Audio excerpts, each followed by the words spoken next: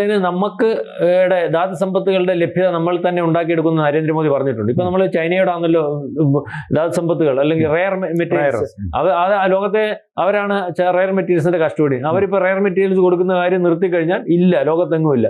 America പോലും പെട്ടുപോയി.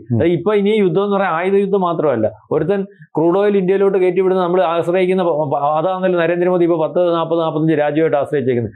ഏതെങ്കിലും ഒരു രാജ്യമായിട്ട് ആശ്രയിച്ചാൽ അവനങ്ങ് നിർത്തിയാൽ നാളെ കാലത്ത് നമ്മുടെ ഊർജ്ജ പ്രതിസന്ധി വന്നോ, ലോക സ്ട്രക്കായോ, ആ രീതിയിലേക്കുള്ള യുദ്ധത്തിലേക്കൊക്കെ വരാൻ സാധ്യതയുണ്ട്. അതായത് ഈ ഏതെങ്കിലും ഒരു രാജ്യം ഇപ്പം ലോകത്തെ മൊത്തം നിയന്ത്രിക്കാനും സ്ട്രക്കാക്കാനും ചൈനയ്ക്ക് ഈ റെയർ മെറ്റീരിയൽസിന്റെ കസ്റ്റോഡിയൻ അവനായതുകൊണ്ട് സാധിക്കുന്നു. മനസ്സിലാവുന്നുണ്ട്? ഈ രീതിയിലേക്കുള്ള ഒരു യുദ്ധം വരാൻ സാധ്യതയുണ്ട്. അപ്പോൾ ഇനി ലോകത്ത് ഈ റെയർ മെറ്റീരിയൽസിന്റെ മൊണോപ്പൊളി ചൈനയുടെ ഭാഗത്തു നിന്ന് ഒരു പക്ഷേ 2030 ശേഷം ഈ ഒരു കരാറോടെ വന്നു കഴിയുമ്പോൾ ഇന്ത്യയുടെ ഭാഗത്താവും.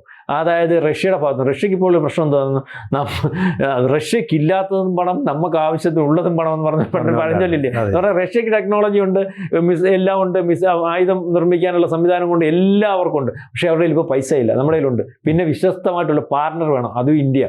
അപ്പൊ ഇതൊരു വല്ലാത്ത ഈ വരവിന്റെ പുറകിൽ വലിയ വലിയ തീരുമാനമാണ്. കൂടുതൽ വാർത്തകളും വിശേഷങ്ങളും നിങ്ങളിലേക്ക് എത്താൻ ABC മലയാളം സബ്സ്ക്രൈബ് ചെയ്യുക, ബെൽ ബട്ടണും അമർത്തുക.